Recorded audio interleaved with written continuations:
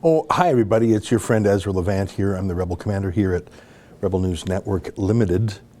What a busy day we've got today. I'm already feeling overwhelmed, but we'll rise to the occasion. There's so much going on today. Let me tell you a little bit about it.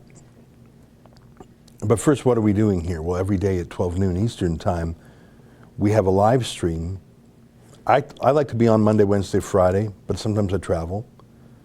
Tuesday, Thursday, my friends Sheila Gunn-Reid and David Menzies, but sometimes they're traveling too, so we mix it up a bit. We have different talent on. Kean Bexley sometimes. Andrew Chapados made his debut last week. It's a live chat, so you can ask me anything. If you want to bring something to my attention, you can make it a super chat. That's what YouTube calls it when you chip in a few dollars. Puts it in a bright color. I see it out of the corner of my eye. I got my laptop open here. And even if I miss it, our producer sends it to me. So I always read the super chats. The reason we like the super chats also is because we get to keep 70% of the money. YouTube takes 30%, which I think is an enormous cut, but we do get the other 70%, so thank you for that. Let me tell you what the day is, because we're very busy here, but it's a lot of content coming your way. About an hour ago, we released our video, and this is what I'm going to talk about a fair about today, of the National Post, of all people, banning Rebel News from the Alberta legislature. I wouldn't have thunk it. I would have thought if someone's going to ban Rebel News, it would be the Toronto Star, the Globe and Mail, the CBC, some avowedly left-wing group of haters. The National Post, you know, I used to work at the National Post. For 2 years, I was on their editorial board. In their early days, I believe in some ways I helped set their editorial trajectory. I continued to write op-eds for the National Post for many years, even after I left them officially. I still have good friends there. I still admire some of the writers, including Rex Murphy and Conrad Black, for example. I would not have thought that a paper that was explicitly created to be conservative would have engaged in cancel culture, but alas, that is exactly what happened this week. Access to Canadian legislatures, including the Parliament itself, are delegated to press galleries, they're called. It's just reporters who hang out there. Makes sense in some ways. You probably don't want politicians deciding which reporters can or can't cover the legislature. My instinct is let anyone cover it, subject to like a security check or something. Like you don't want a violent person in there or whatever. You probably don't want a paid lobbyist to have some journalistic access. That's just, because that's not what journalism is. Lobbyists have their place. But you don't want politicians making that. So that's delegated to these groups of journalists who hang out there all the time. There's only about a dozen or fewer in the Alberta legislature left, because so many newspapers have closed or merged. So we have two reporters in Alberta, Sheila Gunn-Reid, who's based in northern Alberta, near Edmonton, and Kean Bexley, who's based in Calgary. And from time to time, they cover Alberta politics, and they do a great job of it. And their videos are very popular. I point out that Kean had a 1 million view video the other day when he went to the town of Innisfail, Alberta, to cover some Black Lives Matter invasion of this little town of 8,000 people. It's a great video. I really recommend it. You've probably seen it because 1 million people have. So Kean and Sheila, great reporters.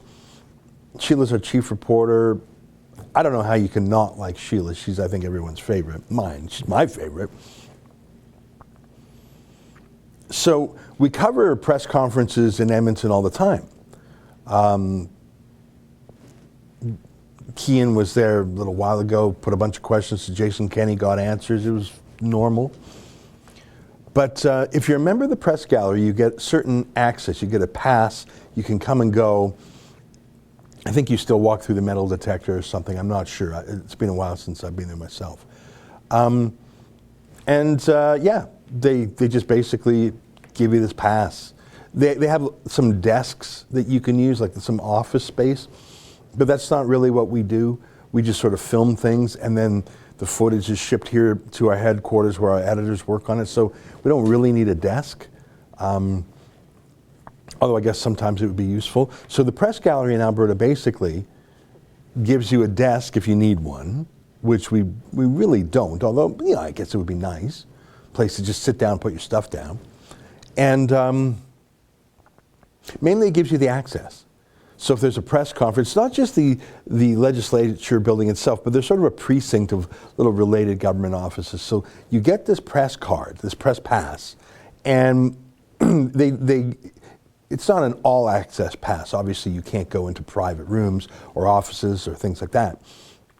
But if there's a press conference or a meeting anywhere in the general precinct of the Alberta legislature, the grounds that are under the jurisdiction of the Speaker of the House, Speaker of the Legislature, this gets you, it would be like being a staff member. That's what it's like. 20, 30 years ago, I was a staff member on Parliament Hill, and I had a pass that really let me go anywhere on the Parliament Hill. And media had a slightly different colored pass, but would give them similar rights, a little bit more limited. So no big deal, right? I don't even think that this press gallery has real meetings or a real budget. It's just like a dozen guys that once a year have a Christmas party or something. So we applied, and when I say we applied, I didn't write the letter because I thought, you know what? Some of the people who are there in the press gallery, they don't like me or Rebel, that's fine. Let's have a really friendly letter written by a friendly media law firm in Edmonton. What I mean by friendly is there's a firm in Edmonton called Reynolds Mirth that defends every journalist in the province. They're specialists at protecting journalists. They have a senior lawyer named Fred Kozak, probably one of the nicest men I've ever met in my life. Just so kind and gentle and wicked smart. And he really has dedicated his life to protecting journalists and free speech. I personally have a deep affection for him. You can probably hear it. But what's great about him is so many journalists do. He has, at one point or another, probably represented every news organization in Alberta. I know he's done work, for example, for the CBC. I think he's done work for the Globe and Mail. I'm sure he's done work for Postmedia.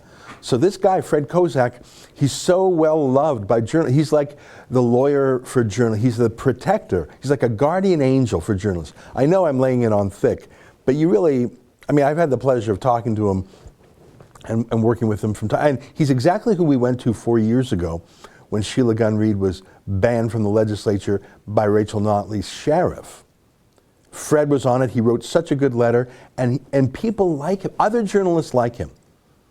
I'll stop gushing about Fred for a moment, but the reason I mention him is because instead of me, Ezra Levant, Rebel Commander, writing the letter saying, hey, can you please accredit Sheila and Kean to be part of your little press gallery club, I thought, you know, that might get a reaction. Let me get the friendliest guy in the country, Reynolds Mirth, lawyer, friend to all, to write just a nice, polite letter so it'll be better received. That was my thinking.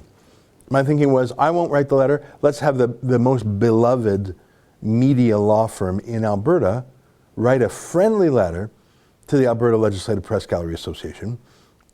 You're saying, hey, good news, guys, we got 2 new members for you. You're down to like 11 members anyways. Here's 2 more. You just grew by 20%. Well, they ignored that first letter, so we wrote another letter. And they replied and said, we can't get back to you because of the pandemic. Is your computer not working? Your email has got the cough? It was ridiculous. There's some other little chapters in the story that I'll skip over for reasons of time. But then on Monday, without notice or anything, we just were told that there had been some sort of a meeting, a hearing, to weigh and measure Kean and Sheila, and they were rejected. No reasons were given. We were not invited to make representations. We were not there. We don't know who else was. We don't know who the judges were. We don't know anything. We were just told after the fact that Kean and Sheila were banned. And Sheila told me on the phone, she made a great point. She said, even witches get a trial. It's a sham trial. But in medieval times, they did put the witch on trial. They didn't just say you're convicted. They would have a ridiculous trial. So here's the letter. Yeah, thank you. So I just want to point, normally I don't focus on the email of the sender, but take a look there. It's from Tyler Dawson, and you can see his email is tdawson@postmedia.com. So the reason, and you can see it's sent to Michael Swanberg and Kelly Clark. You see their emails are rmrf.com. That's our law firm, Reynolds, Mirth, Richards, and Farmer. So this is from Tyler Dawson to our lawyers, and the subject is application by Sheila Gunn Reid and Keem Bexley to join the Alberta Legislature Press Gallery. It's very short, I'll just read it. Good morning. I've been elected as president of the Alberta Legislature Press Gallery Association as of our annual general meeting this morning. I'm writing to inform you that the gallery has voted to reject the applications of Sheila Gunn Reid and Keem Bexley of the Rebel News Network Limited for membership. Take care, Tyler Dawson, National Post. And the reason I emphasize that he wrote this during business hours from his office email account, signed it as a National Post guy, came from a Postmedia account, is that he is an employee of Postmedia, and he was not speaking personally. If you have any questions, you can see that he's Tyler Dawson of the National Post, writing from a Postmedia account. And the reason this is important is because this was not some personal comment or personal project. It was part of his work. He's a member of the Alberta Legislative Press Gallery, not as a hobby, but it's his work. You can engage with Tyler Dawson in his personal capacity, if he's in like a chess club or something, or if model rocketry or whatever. If he's a bird watcher, he probably would use a different email account, like a Gmail or whatever. I don't know, maybe he would still use his company account, but you could be sure that if he was talking to the bird watchers of Edmonton, it would have nothing to do with Postmedia, but this has everything to do with Postmedia. And my point is that Postmedia dominates the Alberta Legislature Press Gallery Association because it has the Calgary Sun and the Calgary Herald and the Edmonton Sun and the Edmonton Journal and the National Post. So I'd have to get the full membership list of the press gallery in Alberta, but I bet that Postmedia, if they don't have an outright majority, they're by far the largest members of it. So it's essentially their trade group that they dominate in a cartel with a couple of other media, all of whom are on the take from Justin Trudeau or in one way or another. I'm sure there's a couple of CBCers there too. Need I remind you that Postmedia is actually the #1 recipient of Trudeau's $600 million media bailout. The Toronto Star, I bash them a lot, they get $110,000 per week from Trudeau. Postmedia gets $140,000 per week. So they're violating our rights. The Charter of Rights and Freedoms, which I happen to know, has a section called Fundamental Freedoms. It's section 2. There's a lot of freedoms and rights in the Charter of Rights and Freedoms. You can tell it's called that. But there's a little group of freedoms that are so important, they're given a higher status. They're called fundamental freedoms. And section 2A is about thought and conscience and religion. 2B is freedom of the press and other media of communication, I think is the exact language. Yeah, there we go, thank you. So look at that. Fundamental freedom. So this is right there at the top. It's even before, you see it's even before democratic rights. So first you got a little preamble talking about a free and democratic society. Then you've got fundamental freedom. And then you see after that you have democratic rights. And then scroll down just a little bit. And then you got mobility rights. And then you got legal rights. You see that? So you got all these rights. Rights. Equality rights. Official languages rights. You know, there's so many rights in Canada. I think multiculturalism is coming up next. Anyhow, so scroll back up. You got this huge document just chock full of rights, but they take 4 of them and they put them in a special section called Fundamental Freedoms because they're more important than the others. I mean, let me make an obvious point. If you don't have freedom of speech, what's the worth of a democratic right? So you see democratic rights are right underneath it. If you're not allowed to campaign or have a campaign brochure, your democratic rights don't matter much. I mean, they, quote, have elections in communist Cuba. They have, quote, elections in Venezuela. and the tyrants get 99% because they have, quote, democratic rights, but they don't have those fundamental freedoms. So look at that. I'm reading section 2. Everyone has the following fundamental freedoms. A, and this is your total building block, freedom of conscience and religion. So that's freedom to have things in your mind and your heart, right? And then, so there's a real logic to the order here.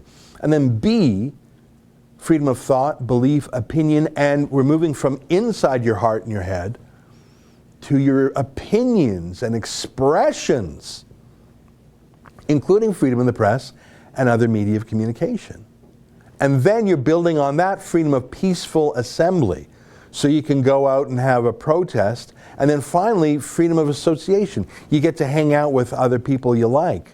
So you see, it's very thoughtful. It starts in your mind, your conscience, your religion, moves to your thoughts and beliefs. Then now you're talking, you're using your mouth, opinion and expression, and now you're using tools like a press and other media of communication. This was written in 1982.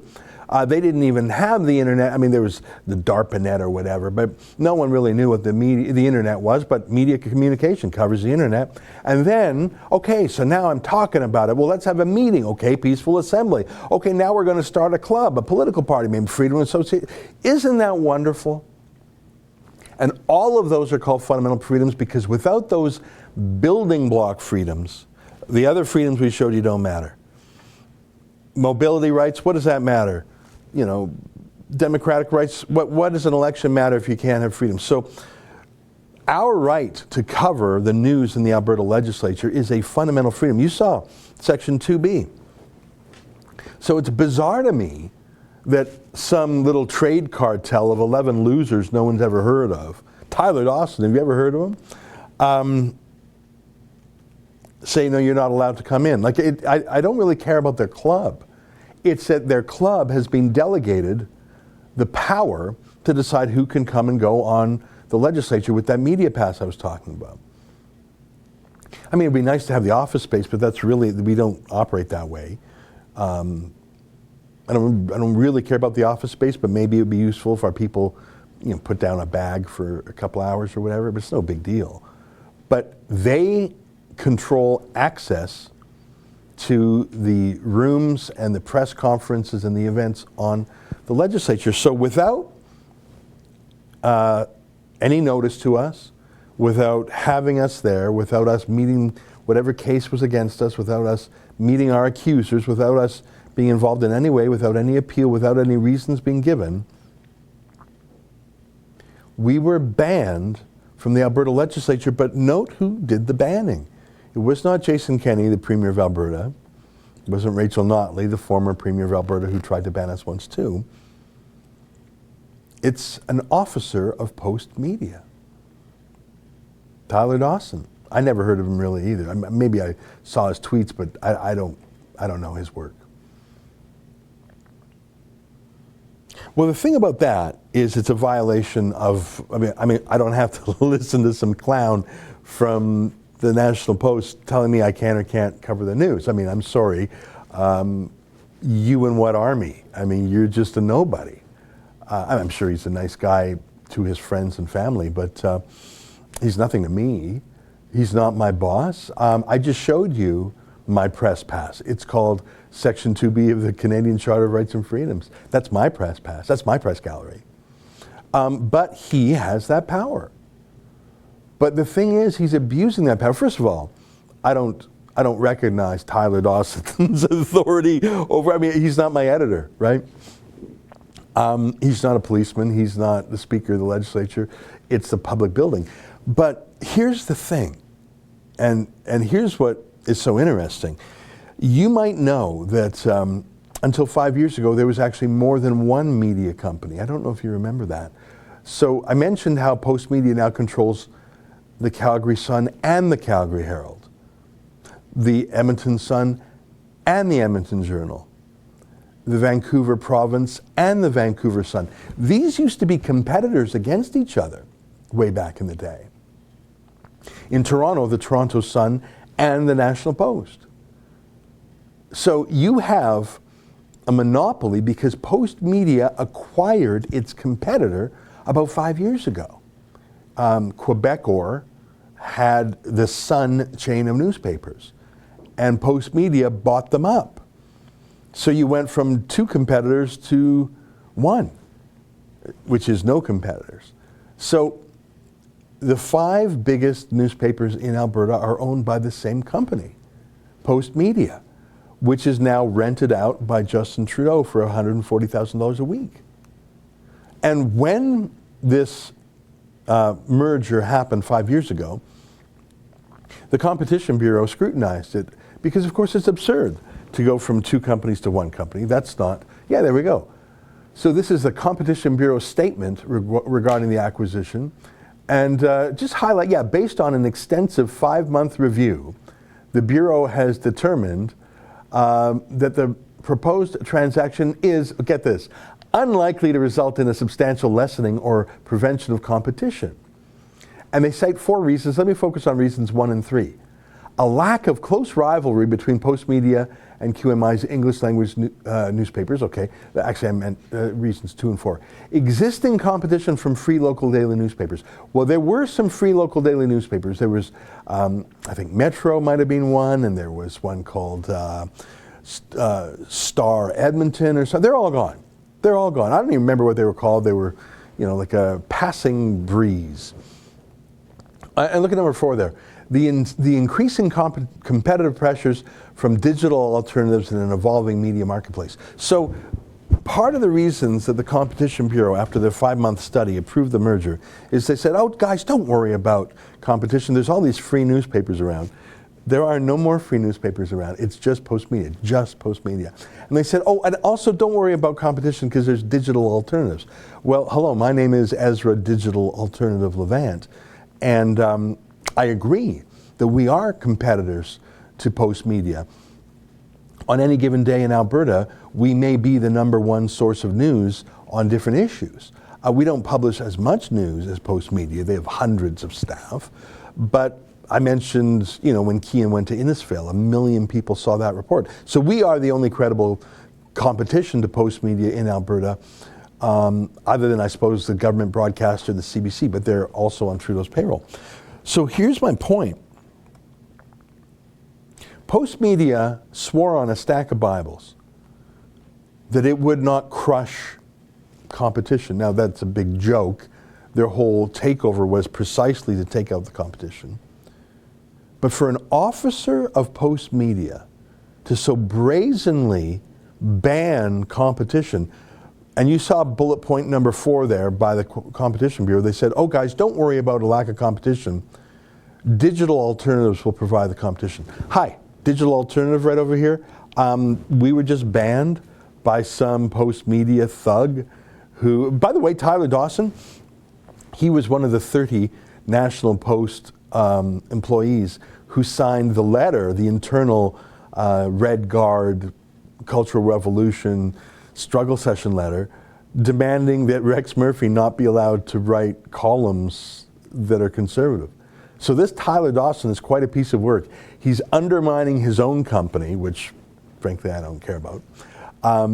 He's trying to censor Rex Murphy. I don't like that because I like Rex. Now you want to go to war against your own company, you want to be like a termite eating away at the timbers in your company.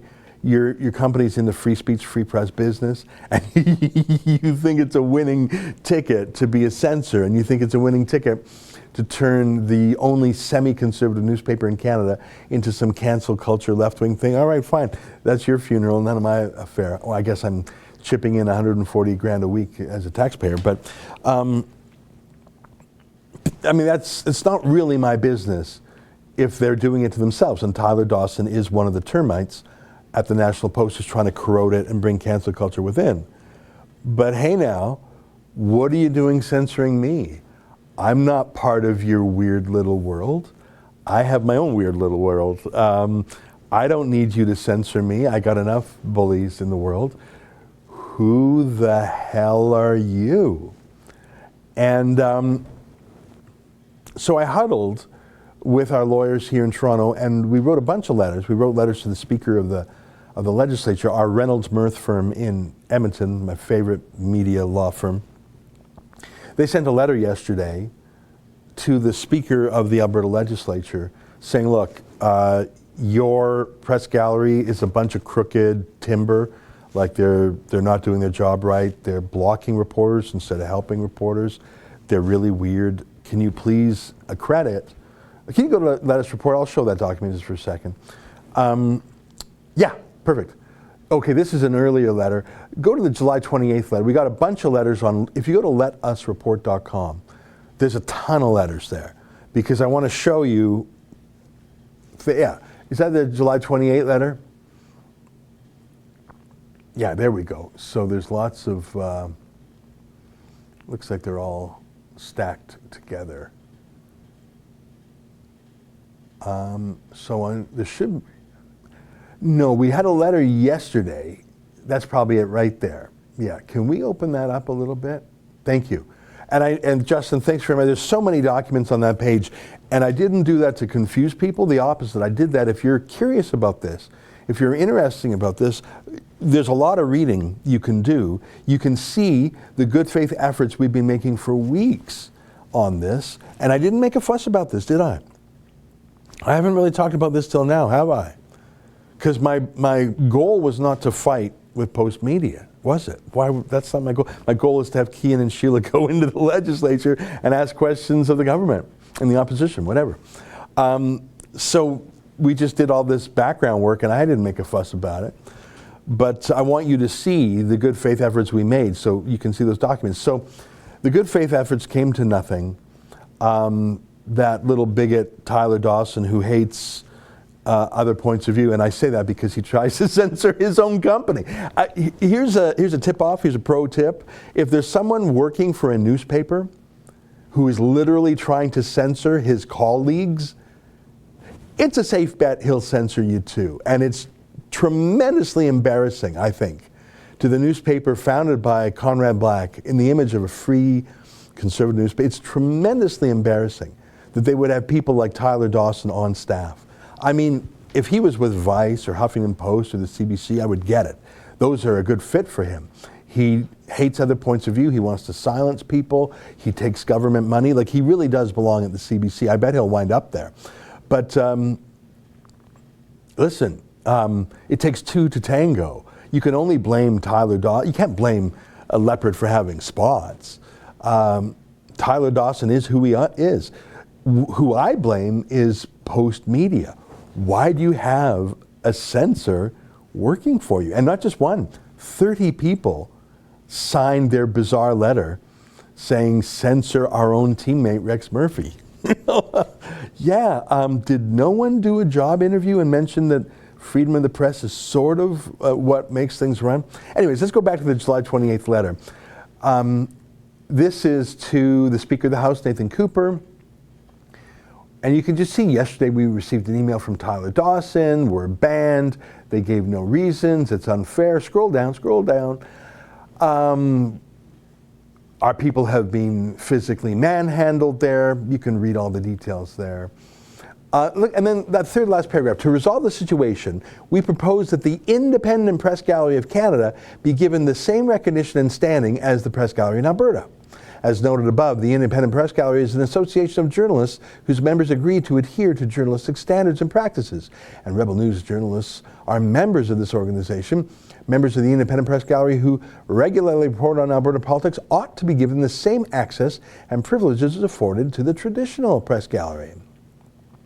This proposed resolution would provide Rebel News and other journalists with a fair, unbiased, and transparent way to gain access to the rights and privileges which members of the media ought to be given at the legislature. It is unfair to allow the traditional press gallery to monopolize that function. In the interim, please give us access, blah, blah, blah. Security, scroll down a bit. We ask that you address these concerns as soon as possible. We're prepared to file a court application to address these concerns if this matter is not addressed expeditiously. That's a friendly way of saying, hey, government, here's a really easy solution. Just approve a second press gallery. All the losers can join the Postmedia press gallery, all the censors, all the Justin journos on Trudeau's payroll. You can go over there, guys, and let's just have another press gallery also called the Independent Press Gallery. You get the Trudeau press gallery, and you got the independent press gallery. You got the cartel press gallery, and you got the independent press gallery. You got the Postmedia press gallery, and then you got the independent press. You know, each to their own. Chacun à son goût. Everyone has their own taste. Some people prefer their journalists to be independent. Some people prefer their journalists to be on Trudeau's payroll. Let's have a press gallery for each. So we wrote a very friendly letter. I mean, you want friendly letters? Reynolds Mirth has them by the dozen. So what we said to the government of Alberta is, look, really easy solution here. Point one, the Postmedia press gallery is being very poorly behaved. They're not doing what they are supposed to, and they're causing a problem for the government, really, because the government has entrusted them with these powers. So our solution is give the powers to a non-corrupt, non-on-the-payroll press gallery. Candace Malcolm runs it. But you saw that last line. Or let us know if you want to rumble, because, boy, we'd love to go to court on this. Now, I don't think we're going to need to go to court on this, because there really can't be anyone who supports this Postmedia cartel, Justin Journo's BS, other than someone else on the take. So CBC will love it, and Toronto Star will love it, but no readers will love it, and no one who's not on the take will love it. So I'm hoping for a good resolution there. But we have a problem with the accreditation, but we also have a problem with the bullies at Postmedia. And I say this with a heavy heart because, like I say, 20 years ago I worked for Postmedia. I wrote for the Sun newspapers for a while. I still got good friends over there. I mean, seriously, good friends. I root for them. I cheer for them because they're better than the Star. It's like saying the tallest short guy. By the way, I see all your super chats. I promise I'll get to them. Let me just read one more thing and then I'll go to the super chats. So we wrote that letter from Reynolds Mirth, a very friendly Edmonton law firm. That went in yesterday, as you could see. It was dated July 28th. We also sent this letter, though, to to Postmedia. Can you call up the letter from ReLaw? So we've written to, this is one here. So ReLaw, you'll recognize that those are our free speech lawyers, and you can see it's to Tyler Dawson, because he's the Postmedia censor, and then Catherine Kay at Stikeman Elliott. I actually phoned up the lawyer at Postmedia and I said, who should we serve this on? Who's your competition lawyer? And Catherine Kay is the name they give me. So let me read this one. Anti-Competitive Conduct by Postmedia Network and the Alberta Legislature Press Gallery Association. This is written by, I think this is signed by Aaron Rosenberg. I am writing on behalf of our clients, Cecilia Gunn-Reid, Keean Bexty, and Rebel News. Please direct all future correspondence to the undersigned. We understand that our clients applied for membership, and on July 27, we got this letter from Tyler Dawson. So the letter's there. Scroll forward a little more. The denial was communicated without reasons. We understand that prior to the denial, they delayed things. Because of that, Keean was forced out of a building there, which was very mean. Then let me read this key part. The ALPGA, scroll up a tiny bit, yeah. That's the Alberta Legislature Press Gallery, is a Postmedia dominated trade association. Postmedia benefits from a dominant position in Alberta's media landscape. Postmedia owns Alberta's largest daily newspapers in Calgary, the Calgary Herald and Calgary Sun, in Edmonton, the Edmonton Journal and the Edmonton Sun, and has no significant rivals in either city. Rebel News, on the other hand, is a direct competitor of Postmedia, drawing heavily from the same audience in Canada and specifically Alberta. Additionally, Rebel News is currently engaged in a legal dispute with Postmedia, having commenced proceedings in Ontario's Superior Court of Justice, claiming Postmedia infringed on and or passed off Rebel's media property. Despite repeated requests since March 2020, Postmedia has failed to defend this action. By the way, they steal our stuff, so I finally sued them because they literally steal our photographs and our videos, put their own logos on them and sell them for ads. Like, seriously, that's so weird that like the richest newspaper in Canada is stealing our stuff and passing it off as their own. It's so gross. I don't even get it. We would never do that. Certainly not on purpose. I mean, maybe something happens by accident, but again and again and again and again, sorry, that ain't accidental. The Legislative Press Gallery's denial of membership to Rebel News serves to demonstrate the anti-competitive nature and practices of Postmedia and the Legislative Press Gallery, and in particular, their efforts to prevent and lessen competition in Alberta's media landscape. As was the concern of the Competition Bureau on Postmedia's acquisition of Quebecor Media Inc.'s English-language newspapers, and despite Postmedia's claims to the contrary at the time, it appears from the above-noted conduct that this transaction resulted in a substantial lessening or prevention of competition in the media market. You don't say. Our clients are hereby seeking an immediate reversal of the denial by the Press Gallery, failing which we have instructions to commence formal proceedings against Postmedia pursuant to the Competition Act, which regulates anti-competitive business practices in Canada. In other words, get ready to be sued, you thugs. In the interim, we trust... this is my favorite paragraph. In the interim, we trust Postmedia will preserve all records for the purposes of these proceedings, including but not limited to internal correspondence, the grounds for the denial, the rules and bylaws applicable to such decisions, and the list of members that made the decision. In addition, we understand that you have publicly declared your personal animus towards Rebel News and trust that you will preserve all public statements, including tweets referring to our clients, and confirm whether you and or other members recused themselves from the vote to deny Rebel News membership in relation thereto. And then the next page, he just says, yours very truly, Aaron Rosenberg. So that's our letter that we sent to Postmedia yesterday. And I don't think there was too much legalese in it, but if there was, let me just explicate by saying, when Postmedia bought up its competition and thus gave itself a near monopoly, it swore that it would not bully competitors.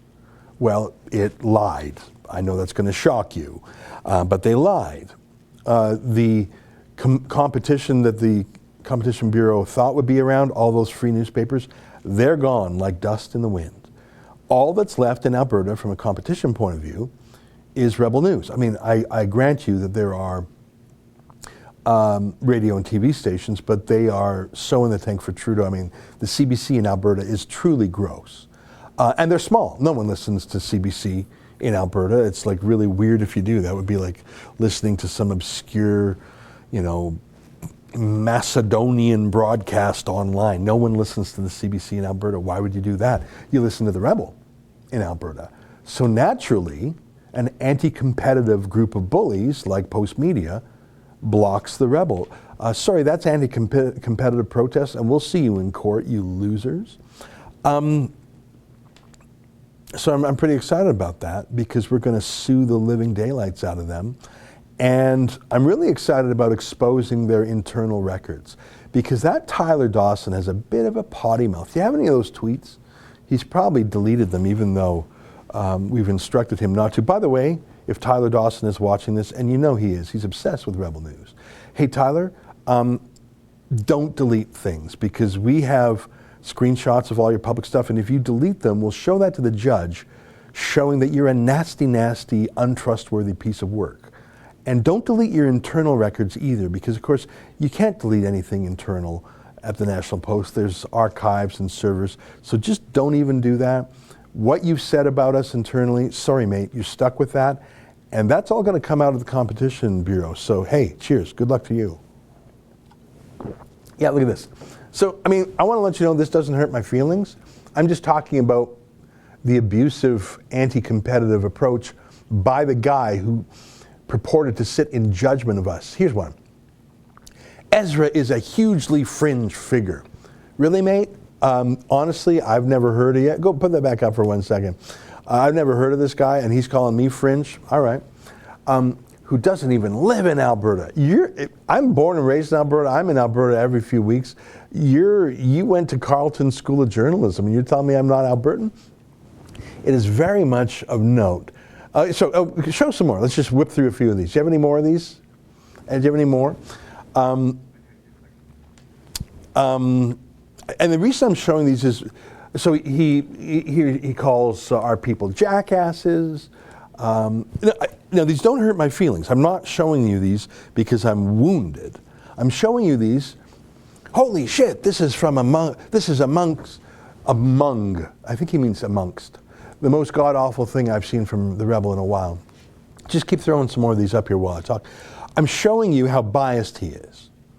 I'm not showing you how smart he is. Laugh out loud at the rebel.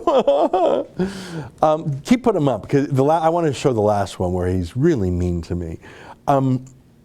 It's okay to be mean to Ezra. Continues his ceaseless campaign to be the biggest prick in Canadian media. And by the way, he's standing up for the CBC here, if that's not evident. So, okay, that's enough. Thanks very much, Justin. So I'm showing you those not because my feelings are desperately hurt that some guy I really never heard of before is saying I'm bad or whatever. Yeah, the thousands of people on the internet have criticisms for me. Most of them have a bigger profile than Tyler Dawson. But none of them purport to sit in judgment of me and my company and our right to report in the legislature. None of them have delegated authority from the government of Alberta to responsibly determine who can and can't be on the legislature. So if you are the president of the Alberta Legislative Press Gallery Association and are exercising powers given to you by the government of Alberta to determine who can or can't come and use their charter section 2B right to report from the legislature, you can't be that biased. That's not a fair hearing. It would be like if a judge hated his neighbor and had a feud with his neighbor and tweeted 10 bad things about his neighbor, and then his neighbor got arrested for something and appeared in court in front of that same judge. Yeah, that judge would really want to get him, but justice demands that the judge would recuse himself. That's a fancy way of saying, I have skin in the game here, I can't be neutral. So you have a foul-mouthed, potty-mouthed, bitter guy who just can't shut up about Rebel News. I mean, he's got so many of those. I just showed 5 of them or whatever. And you're the judge of who can or can't report? Yeah, mate, that ain't gonna hold up in court now, is it? So we're up for a big fight. It breaks my heart to fight with Postmedia because I used to work there. But they're asking me to choose between some 20-year-old sentimental loyalty I have to them, because I used to work for them, versus my loyalty to myself and my staff, and our constitutional right to report. That's an easy choice to make. So we're doing one more thing. We're asking people to tell Postmedia that they're wrong. And not just to tell them. I mean, I was thinking of my own father in this case because my dad was a day one subscriber to the National Post way back in October 1998. And I was almost day one employee there. I worked there from 99 to 2001. It's a long time ago. So you subscribe to a newspaper for 20 years, you get into a habit. They probably have your credit card on file and they just renew it. I think they charge $300 a year for the subscription. Very expensive. But the newspaper is so thin. It's really, really thin. And most of it is just wire copy from Associated Press or whatever. It's not even original stuff. Why would you do it? Because you like Rex Murphy and Conrad Black's columns 3 times a week? Great, so just read them online. Why are you spending $300 a year for these guys? If they were conservative and you're doing it to support them, I get it.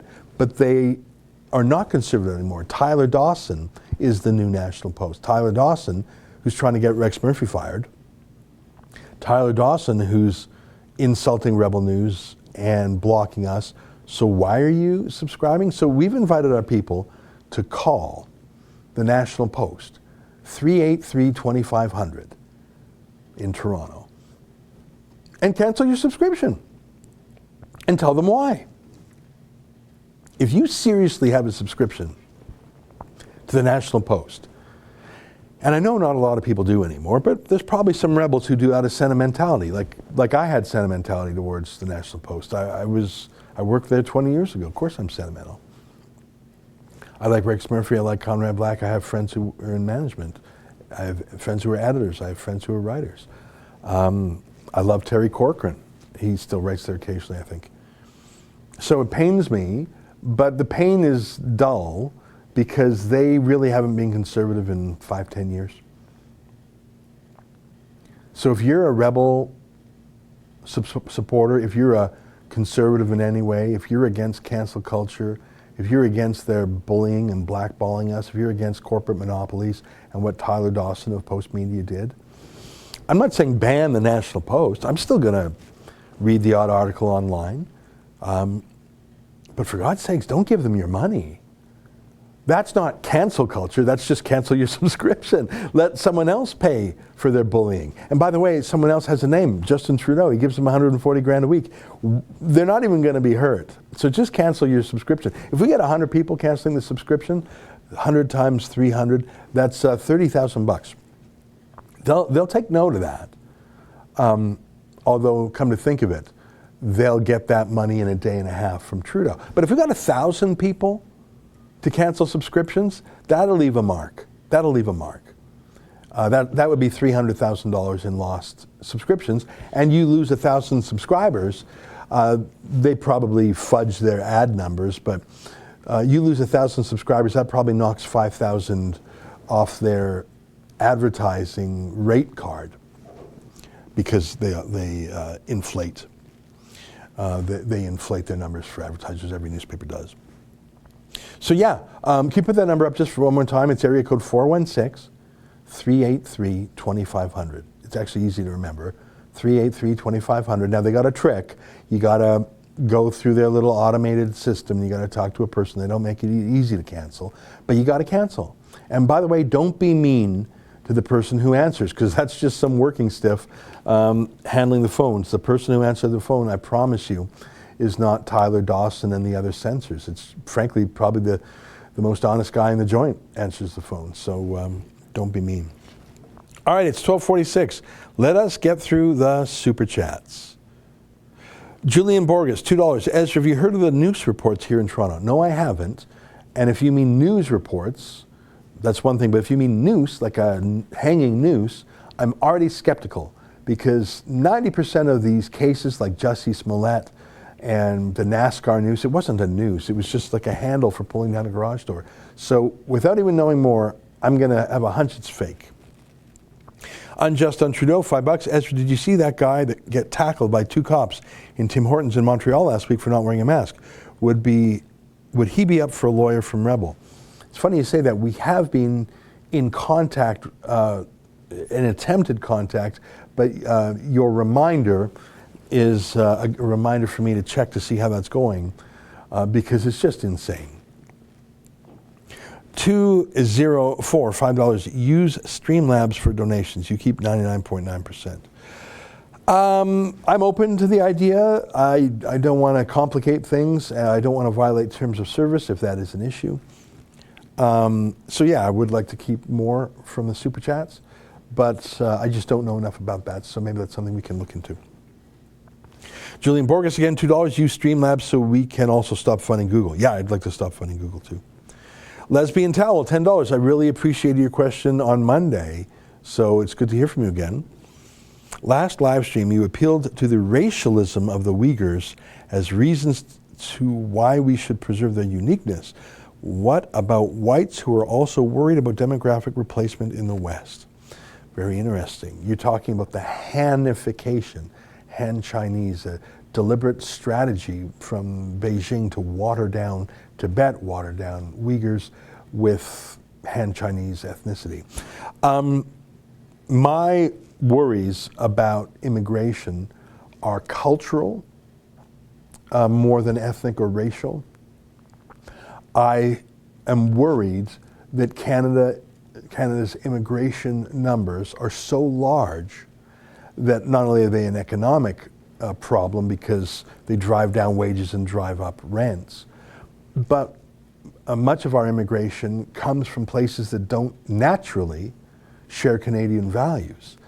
And if you bring in newcomers from different cultures at a certain pace, they can be integrated and assimilated and become great Canadians championing our values. But if you bring in newcomers from cultures that are not compatible in sufficient numbers, they don't have to integrate.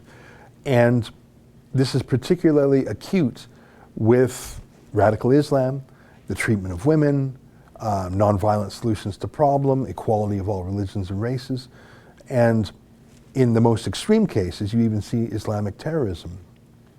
Most Islamic terrorists from Canada who joined ISIS, etc., I think there were about 200, were actually newcomers to Canada. They weren't born in Canada. There are some born in Canada terrorists who were radicalized.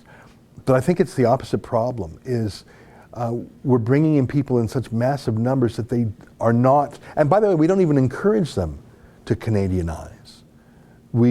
Our citizenship test is watered down, and multiculturalism has become, don't be Canadian. Canadian is the one thing you don't want to be. Stay Somali, stay Pakistani. And there are certain attributes of Somalia, female genital mutilation, Pakistan, which has laws against apostasy, for example, that we don't want to bring to Canada. I think there is an issue about bringing in new voters. I saw a campaign clip of Ahmed Hassan, the Somali-born cabinet minister, campaigning in his Toronto riding in the Somali language.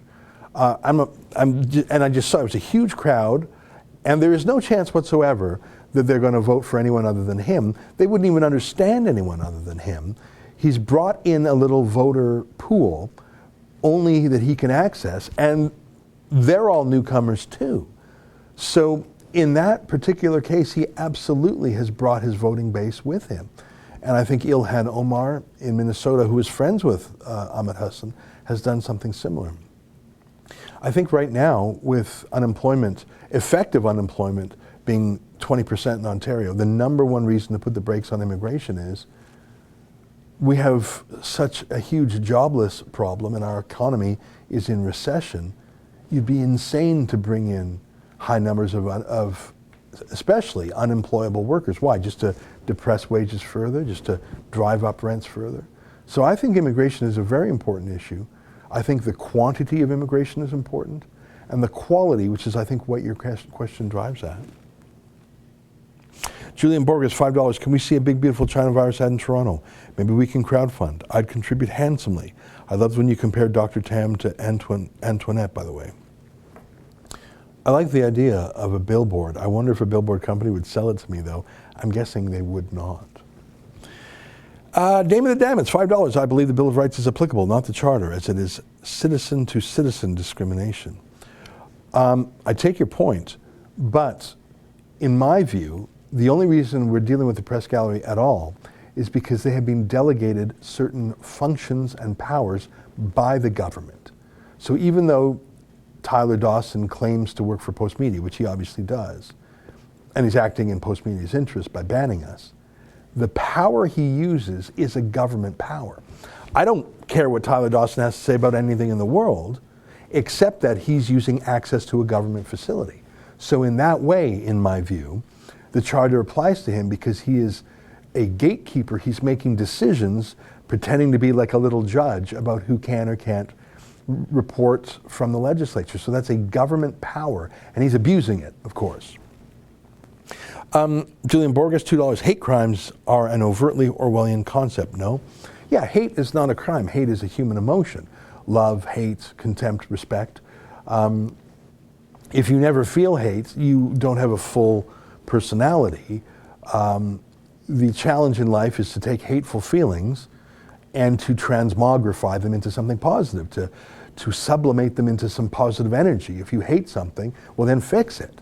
Don't just rage against it. Rage has its purposes, but can you transform that into positive action, into something constructive? Every great leap forward, every great moment of progress, it depends on how you look at it. I mean, for example, the abolition of slavery. Did people hate slavery? Did people hate slave traders?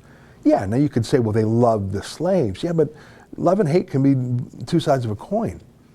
William Wilberforce transformed his hate for slavery into a love for freeing slaves. So you can't, I mean, look, if it was possible to ban an emotion, we would just pass the Love Each Other Act of 2020 and all problems would be solved. But human beings are not that way. You can't criminalize hate any more than you can criminalize love or mandate love. It's just not a thing. In fact, anyone who says hate crime, it's probably because there isn't an actual crime. So they're just trying to criminalize your feelings. In fact, people who talk about hate crimes, it's just basically whoever they hate is the criminal. That's my experience. Sandy Palklar, $30. Did you hear that Gerald Butts was named vice chair of Eurasia Group? Any thoughts? Sandy, I did hear that. Yes, I do have thoughts. And can I get back to you on that? Because instead of a short answer here, I'd like to give you a long answer later. But don't let me forget about that. Daniel Latondra, $20. Hi, Ezra. I was taught by professor to use all available resources as references when writing a thesis. This included your work during your time at Sun News. Do you think universities are starting to lose their credibility? Absolutely. You know what? I heard that a lot of the fanciest, most expensive universities in America this fall will be going video only. So they won't actually have classes. You won't actually go to Boston to go to Harvard or whatever. But they're still charging, what, 50, 60,000 US a year. Okay, so if we're not actually in a class, if it's just like watching a YouTube video, what are we paying for again? Well, isn't it obvious? What you were always paying for. The class, the snobbery, the preening, the classist signaling that I'm an elite, I'm fancy. My parents were able to muster $250,000 for me to study, I was going to say basket weaving. They don't do basket weaving anymore. Gender critical studies, transgender peace studies or whatever. But I went to Harvard. They're saying, well, he's not our kind, dear. When you're at Harvard, you get to say, oh, they're not our kind. It's a snob thing. No one pays $60,000 to watch a YouTube video. They pay $60,000 to say, I have a Harvard degree, and like a vegan, they just won't shut up about it. I can't remember when the last time I referenced where I went to school. I mean, I enjoyed my school time enough. I didn't spend a lot of time in class, I can tell you. But it's not a card I play. But I think for a lot of people, it's the card they play. Oh, I went to Harvard, I went to Yale. And I'm not saying great people didn't go to those schools. I have friends who went to every Ivy League school. Some of them really wrung out a great education. It's possible to do. You can get an outstanding education at Harvard or Yale, and you can probably hit higher heights there than you could at a regular school. But I think a lot of people who go there just go for the snobbiness. Certainly their parents send them there for that. B. Stark, NWO, $7. Hey, we are not all liberals in Ontario. The North says, make them squirm. Real disappointment in the Conservative Party actions right now. Sheila Ez. I don't know what Conservative Party you're referring to. If you're talking about the federal Conservative Party, yeah, I think it's pretty weak. If you're talking about the provincial Conservative Party in Alberta, the United Conservative Party, they didn't ban us from the legislature. That was Tyler Dawson of Postmedia abusing the powers of the Speaker of the House, Speaker of the Legislature. Eric Partnan, $5. Thoughts on new ownership of Toronto Star, Beethoven Rivet. You think they will be far left or further left or right the ship? Oh no, they're just in it for money and, again, snob appeal. If you're in Toronto and you like to be fancy and you like friends and going to cocktail parties and galas, if you're the owners of the Toronto Star, everyone wants to talk to you, everyone wants to suck up to you, and you do it just to be part of the conversation. It's the same reason why Carlos Slim bought the New York Times, why Jeff Bezos bought the Washington Post. Yeah, they care, and they have their pet causes that they want their newspapers to push for them, but really it's to be important. Unjust on Trudeau, $50. That's amazing. Thank you very much. Hi, Rebels. Please go to change.org and browse for the petition Say No to Mandatory Masks in Saskatchewan and sign it if you support freedom. Saskatchewan is threatening mandatory masking now, so please help us maintain freedom. Ezra, you and team are awesome. Hey, can you put up maskexemption.ca for a second? Well, first of all, thanks for the very generous donation. We have a website that we launched about a week or two ago called maskexemption.ca. And we really went through in detail the Toronto mask laws. And we went point by point through the law, showing what exemptions there are. And I really encourage you to watch this whole video. We have advice to shopkeepers, we have advice to customers. In fact, can you send a note to our people to make those videos public? Right now they're unlisted. Can you just flip it public? And then we have a wallet-sized exemption card. We sell laminated ones for $10, or you can download your own. Can you click on the download printable card? So you can print this off and download it yourself. It's a face mask exemption card. And we have there the law that shows the exemption. And in this Toronto case, I don't know if it's possible to pump that up and spin it. If not, I remember what it's, yeah, perfect. So the yellow part there is exemption 2D, which says it is illegal to ask someone to prove that they're exempt. Now this mask exemption card, like I say, you can download it yourself, or we send you one for $10. This applies to Toronto because they, the worst mayor in Canada, so obviously they were first. But we have, and I think we're putting this up this week, Thursday or Friday, we have hired a lawyer to go through every single mask bylaw in Canada. And there's about, what did you say, 10 of them or something? And we also went through the laws for airports and airplanes. I think Hamilton's in there, Calgary and Edmonton I think are in there, Nova Scotia's in there. I'm trying to, so we got this whole chart. So we're just fixing, we're gonna put that on the website, and I'm gonna interview the lawyer, we'll do a video. So we'll go through every jurisdiction, and we'll update it maybe once a week or once every 2 weeks, and we'll have a card, and since we're not gonna have a card for we're not gonna have a Saskatchewan card and a Calgary card and an Edmonton card, we'll have a card that has a link to the website where you can check the chart. But the card we'll work on it. You'll see it on Thursday or Friday. So I would be very disappointed in Saskatchewan, which has what, like one person in hospital in the whole province. It's insane that they would have mandatory masks. JB, $5. Have you heard of the nurse practitioner in Brampton speaking out about COVID and Bill Gates is getting canceled and called out by the CBC? No. But I am interested in that because there's a crazy censorship going on. Those US doctors talking about hydroxychloroquine. That video was deleted from Facebook and YouTube and Twitter, and Donald Trump Jr., who just tweeted it saying, wow, listen to this, his account was suspended. Holy cow, I saw someone, Matea Murta tweeted, if only they would scrub child pornography off the internet as quickly as they scrubbed that. Isn't that the truth? Lesbian Towel, $5. Would you care if Jews in Israel became an ethnic minority as long as the Gentiles that came held liberal values and were not radical Muslims? Well, you're coming to a very good point there, aren't you? And I've always had this project in mind. I bought the website JewsForBorders.com. I think I still own it. I've never activated it yet. But it's an excellent point. And just like Israel is the Jewish state, and it should have borders, I believe that Canada should have borders, and America should have borders, and should control its immigration to have not only economic fit, but cultural fit. And I gave a very lengthy answer to you a moment ago, so I think I touched on most of my points. But I want France to be French, I want Italy to be Italian, I want Israel to be Israeli, and it's a Jewish country. It has a strong Muslim minority which has full civil rights. There are Arab members of the Knesset, of course. I don't know if he's still on the Supreme Court. There was an Arab judge on the Supreme Court. There are Arabs in senior positions, Arabs and Druze and others. So, but yeah, I believe every country should have the right to guard its own borders, and I believe countries have the right to ban foreigners. Absolutely. I should activate Jews for Borders one of these days.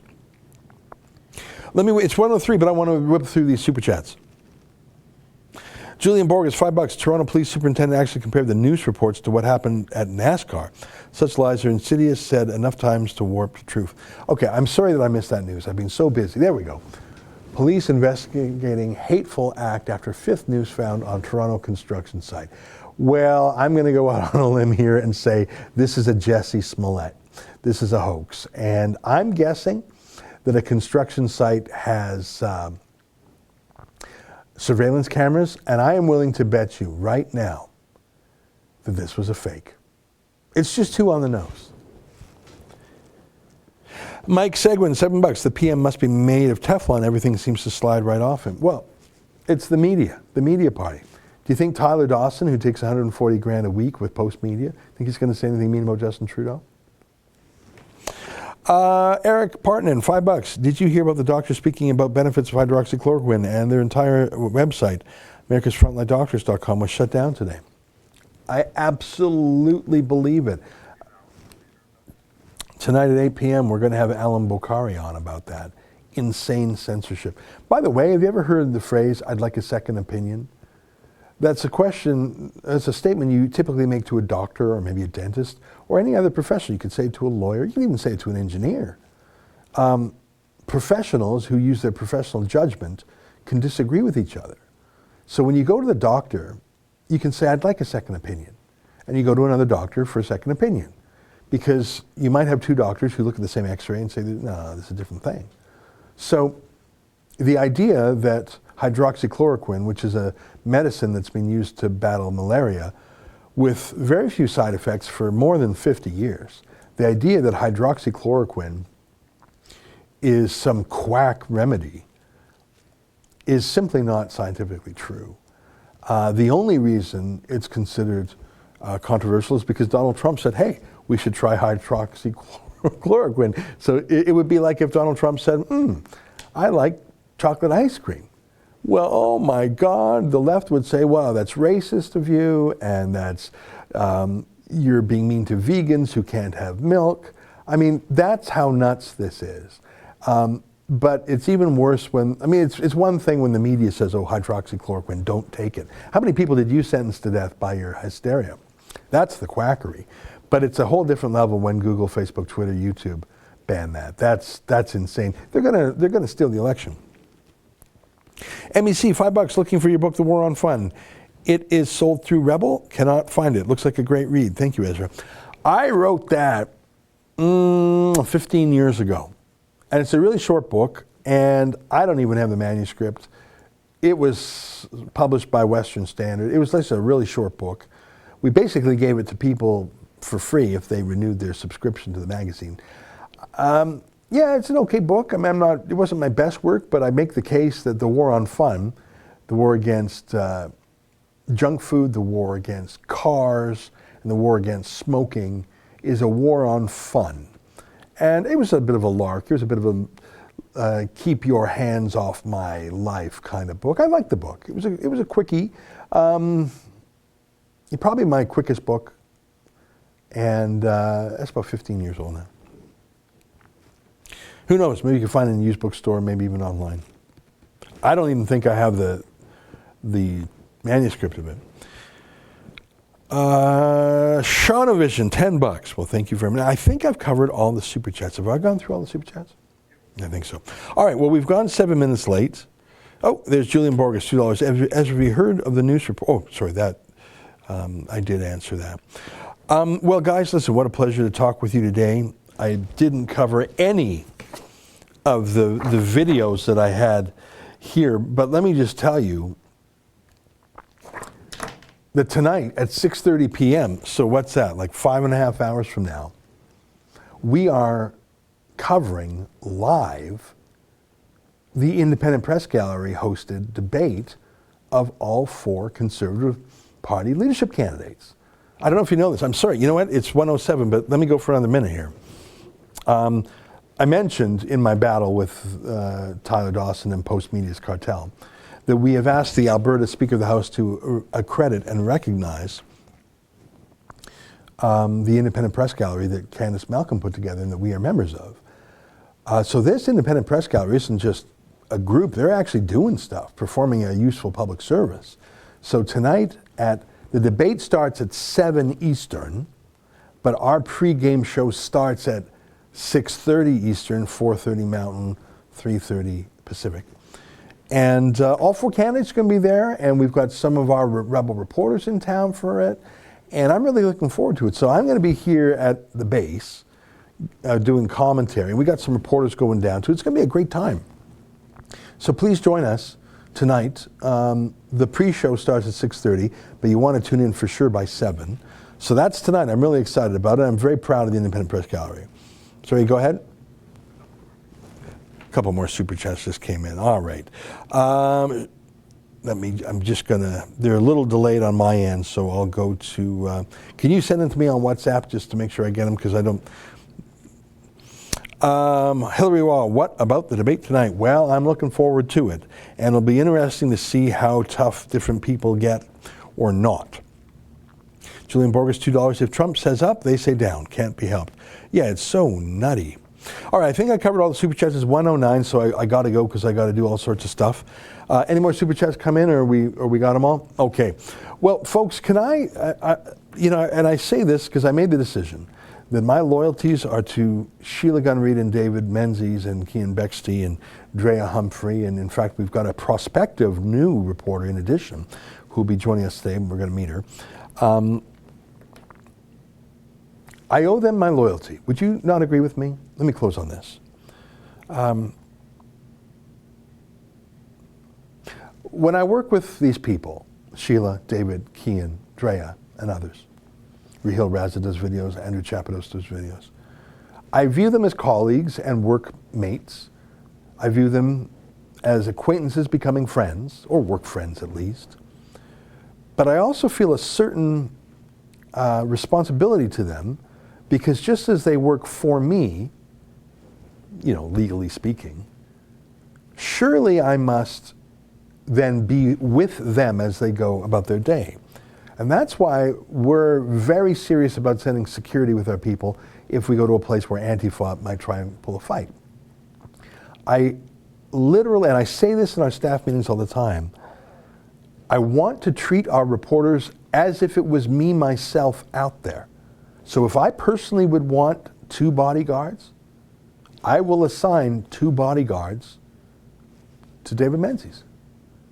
Or 4 bodyguards once. Or once, you probably saw that one when we had 7 bodyguards. It was insane. Because why would I, if he is there for me, in my place, as my agent, as a finger on my hand, legally speaking, he's an emanation. He's part of our team. So it's like I'm there, right? He's representing me, he's working for us.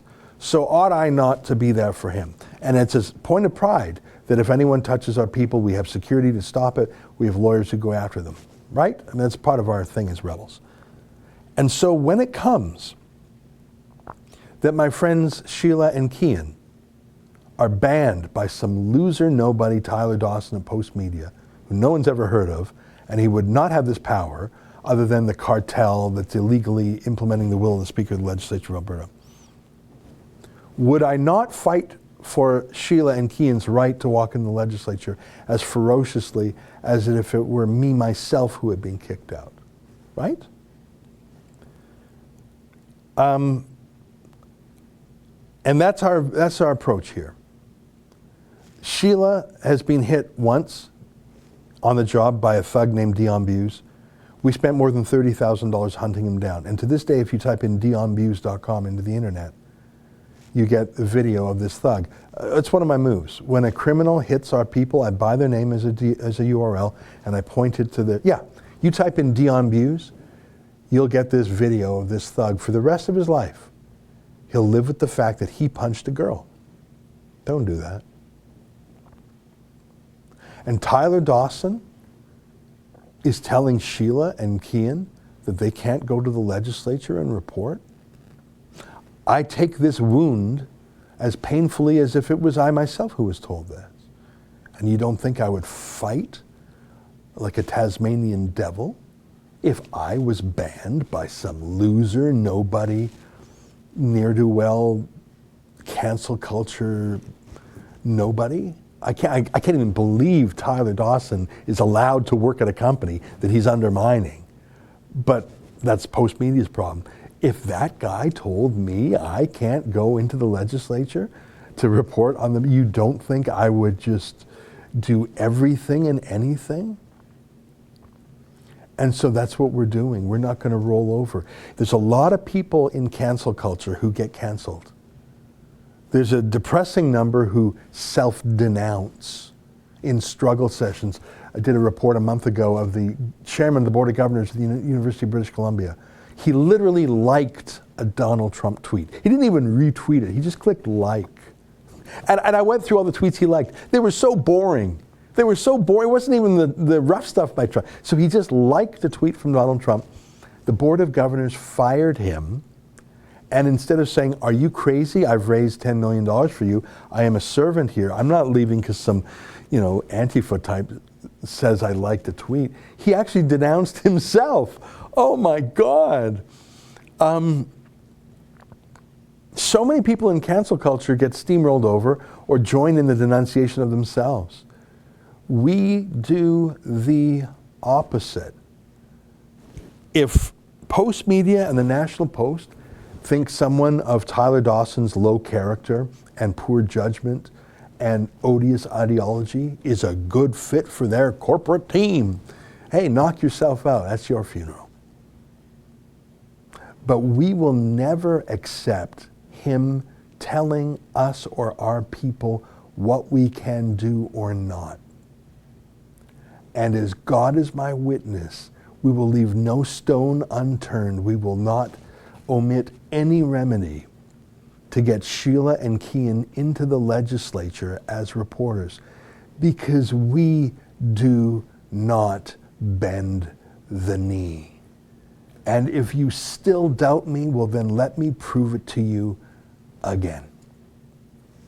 If you want to see more on that, go to letusreport.com. I swear to God, I will fight for Kian and Sheila in that Alberta legislature as hard as if it were me myself who had been blocked by that little loser. I'm so embarrassed for the National Post that that's their figurehead, that's their spokesman, that's their pride and joy. Oh my God. Throw that phone number up for the National Post one more time. I can't even believe that's the same newspaper that Conrad Black started in 1990. If you have a National Post subscription, you've got to cancel. Out of self-respect, they hate you. They're taking your money to hate you. Call 416-383-2500. Be very polite. The person you talk to on the phone is probably the most honest person in the newspaper.